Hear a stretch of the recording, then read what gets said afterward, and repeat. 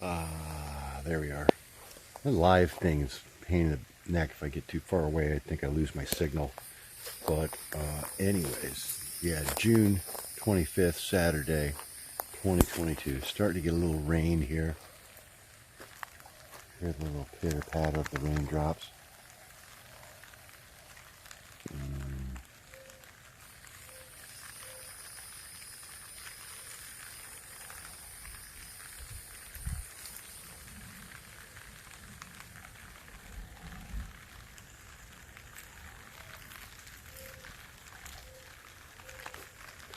The air layer right here. I watered that today. Yeah, it's still got, barely a little bit of moisture in there still. Yeah, everything's, we haven't had any rain about 3 or 4 days. I've been hand dipping in water and stuff. Be nice to get my rain barrel hooked up. Need to get some more cinder blocks under it. I want to get it up. I'd like to get it up at least 16 inches. 24 would be even better. But yeah, these culms are doing pretty good. That one's about 9 or 10 foot tall. This one in here is, where did it go? I don't even see it. That one right there, there it is. It's, oh, there it is up there. It's, yeah, it's a good 10 foot tall. And then I got a 12 footer there and a couple, these are getting 6 or 7 already.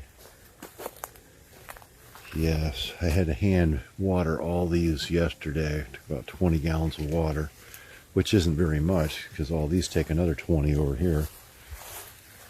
So yeah, it's going to be nice. I got my pipe laid over here.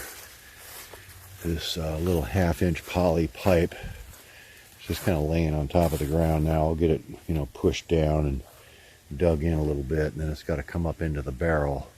I'm also going to have to raise this barrel to get my supply tank high enough to create siphon down to this tank and fill that. But that's going to be a really cool, huge reservoir.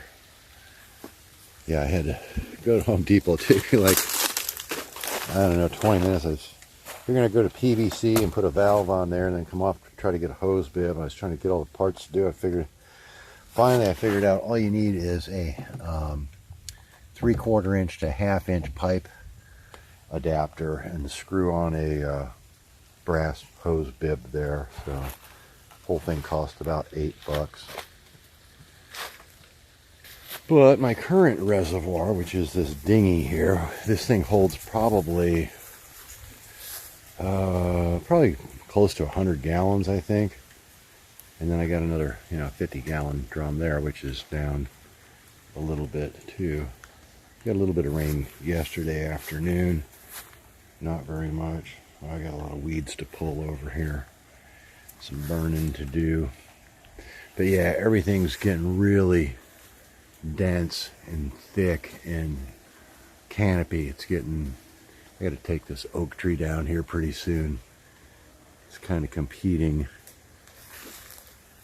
with the bamboo a little bit. I don't really need it anymore. I was going to kind of keep it thinking, well, it's going to provide a little shade, but it's just kind of in the way now. So the sooner I get rid of it, the better. It's like doubled in size in like the last probably 2 years, 3 years. And it was broken off in the last hurricane. It was only like up to right about there and all that. So yeah, it grew quite a bit here in the last 3 years. Time for it to go. Oh, there's my shovel. I was looking for that. That's what I need to dig my tank in. And these culms here, let's see, right here, this is about 6 foot. So yeah, that thing is almost, probably 11 foot, I would say, not quite 12 foot. And that's the one from like 5 days ago where we just discovered it. It was poking up through this screen that was laying there. So those are doing pretty good. They should, because a whole lot of worm worm castings got poured on there. So this whole area is pretty fertile. We should be getting a lot of nice growth in it right here. I got a little culm started over there. Just noticed that yesterday. That was in the live cam, which I don't know if anybody saw that. Well, that looks like it is not going to rain much harder. I need to go put the windows down in my truck. That always seems to work. I leave those windows down, man, it rains like crazy. Or if I leave my toolbox open. Did that last week. Ooh, those are the ones with the velvety back on them. That's an Asper S2. Ooh, yeah, those are really smooth on the back. Really soft and velvety. Bunch of paint all over my thumb.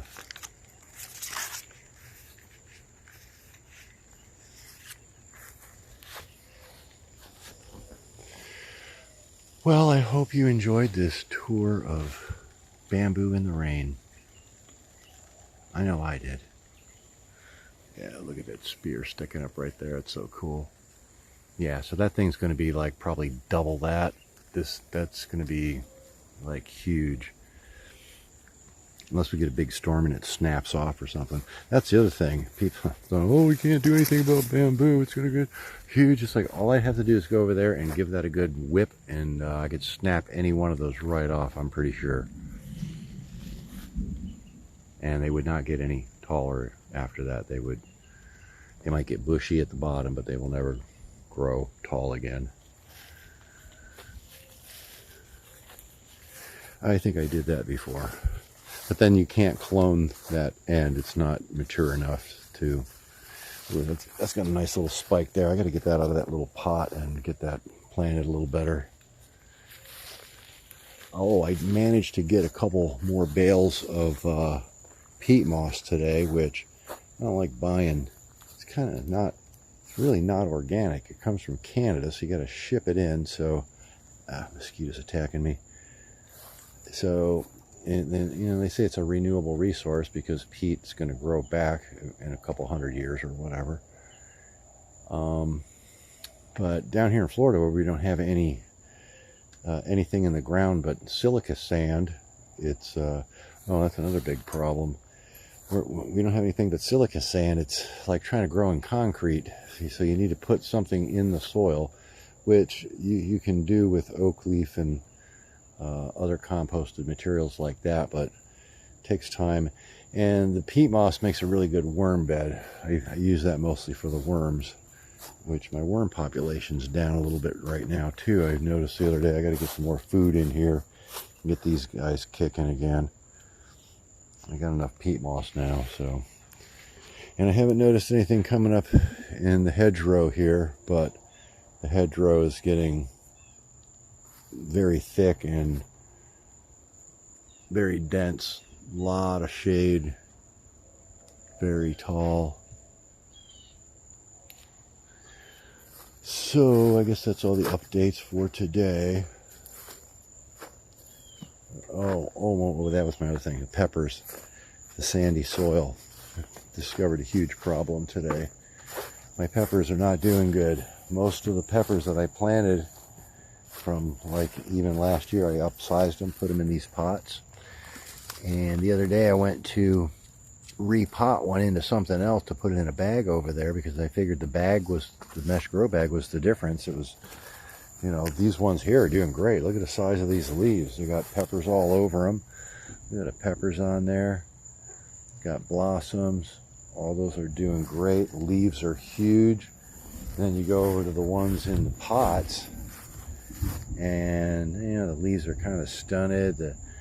These already had a set of peppers come off of here, but now all the leaves are little and stunted and curled up, and it's not ants eating it as usual. This is all sealed up, and I kept the ants off of this one, but they're just not doing good. Well, I repotted one the other day, and when I picked it up, I was like, wow, the thing weighs like 50 pounds.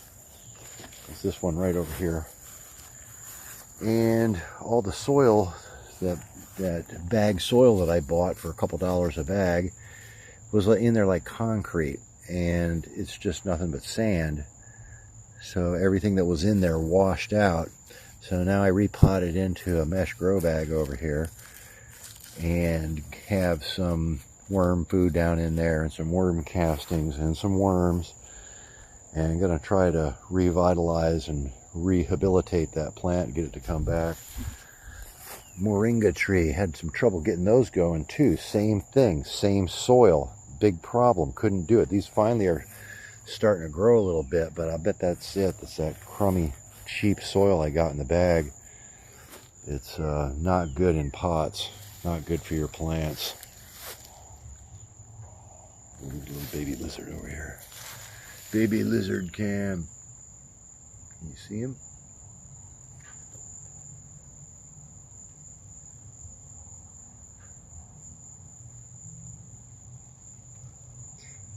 You think those things would eat all the bugs around, but they don't get nearly enough. There's a pepper, but see how it's, I don't know, it's not very big. And here's another one. They get kind of burned up looking, and the whole plant's just not doing good. Yeah, I got water on my screen, I can't control it. But yeah, I think that's the main problem I've got happening with everything, because these were not near any of that crummy bag soil. This is just old. Well, it's just 8-year-old bag, and the plant that was in it died this year, so all these ones just kind of came up, and I pulled one out, and you know, these are really healthy looking plants in there. There's actually too many. I need to pull a couple more out, but kind of damages roots a little bit when you do that. All right, so that's full update. There's the stem from my 7-year-old plant that got frostbit, killed. Anyways, happy gardening. Cut.